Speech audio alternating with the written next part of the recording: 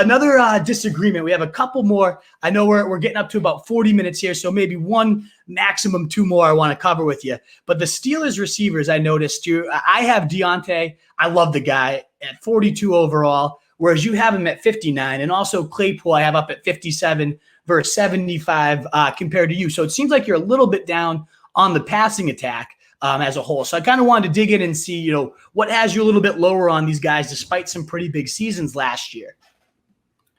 Yeah, the guy delivering them the football, probably. Yeah, pretty important. Yeah, no, I think they showed some things that maybe made me question my my take on them as an offense this preseason. Matt Canada is an interesting guy. He's going to run a lot of motions and shifts. They've been very vanilla over the past few years. Ben is always in the shotgun. They just kind of do the same thing. Like it's Ben running the offense. And now it looks like they're going to incorporate some more progressive ideas from the new OC, Matt Canada. And they had some moments where I was like, they look kind of good. Even the offensive line, the offensive line is just like thrown together in Pittsburgh. It's not all their good dudes are either gone or retired.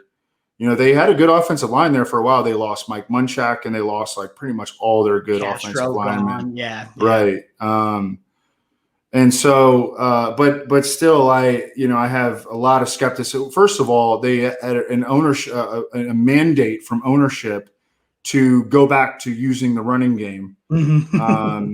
And so they drafted Najee Harris in the first round. They drafted an offensive lineman, or I think two offensive linemen, sort of in the earlier to middle rounds. They're emphasizing running the ball more and bringing down their pass attempts. Now, last year they had a very high volume of pass attempts, and they were quick pass attempts that really benefited Diontae Johnson. He had 144 targets, and he still was well under 1,000 yards. I think he's okay. I think he can play. I like Diontae Johnson. I think he's overvalued in fantasy, especially if he's going to be that inefficient.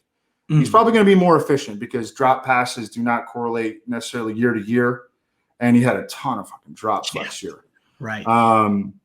But I think that their team pass attempts are going to come down. They're not going to play offense like they did last year. They're going to give the ball to Najee. I think Najee's the guy to get. Yeah. Najee, every time I look at my rankings in the first and second round, I'm like, should I move Najee Harris higher? Like how high can I actually get him? Does he belong in the first round? I think I have him middle. I think I have like 16 overall right now. But I think about putting him in the first round every time I look at my rankings. I'm with you there too. Yeah. But I have him, I think, projected out stats wise as my running back 8, but I have him ranked at like 60. It's right exactly what you're saying. Okay. I guess on that, just a quick question on that sidebar. Like the decision I often find myself in round 2 is Mixon versus Najee versus Gibson. Do you have like a clear cut answer to that? Because I struggle very hard with that one. I don't.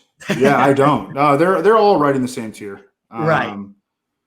It's tough. Yeah, and again, I don't care about the offensive line as it pertains to Najee Harris. Like if he averages 3.7 yards per carry, I don't care at all because he has a chance to get like 300 carries and 60 catches. He caught 80 passes over his final 2 seasons at Alabama. You don't see that from a big back at Alabama very often. No. That's a great trait. And if you look like you've been running routes, not just catching checkdowns in the preseason. Like they have big. They want him to be Le'Veon Bell, and I don't know if he's going to be that good. He's definitely not going to have the offensive line assistance that allowed Le'Veon Bell's patience to just be a magical trait. But he's going to get an awful lot of touches. He could lead. It's tough to beat Christian McCaffrey, but he could be number 2 among all running backs in snaps played this year. He's not coming off the field. Anthony McFarland just went on IR. I'm putting him in the fucking first round. Yeah. After we're done with this. I think I'm joining him in the first round. Okay? We'll do that together. We're going to be in lockstep with that. Yeah. Yep. I'm gonna at the very least I'm gonna boost him as high as I can. The McFarland thing does matter because McFarland looked like he was locked into number 2, and he was going to get change of pace and some passing game work. Yep. And I mean now he's on IR. Like Najee Harris going to eat touches. Yeah. We were talking about the wide receivers, though.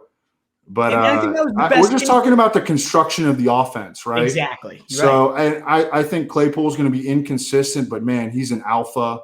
Right. And then, Juju and Diontae Johnson are like almost the same guy. Yet Diontae Johnson goes like, his ADP is like wide receiver 24, and then Juju's is like wide receiver 34. I think that they're very similar. I'm just kind of staying away from the Steelers receivers, though. Yeah, and it's a very fair argument. It makes complete sense. There's no way they lead the league in pass attempts again this year when they add a back like Najee. And even if they did, Najee is going to eat into probably 90 of those targets. So I totally get that.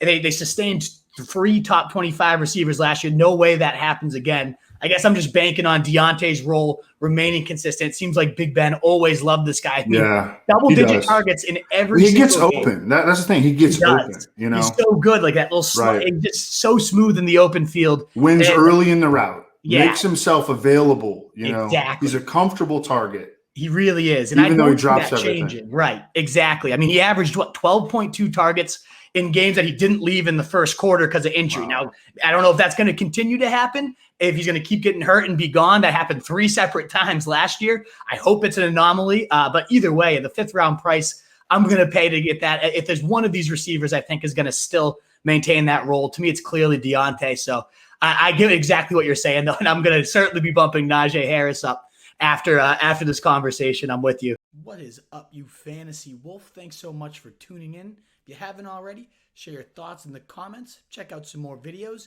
and join the newest Wolfpack by subscribing below.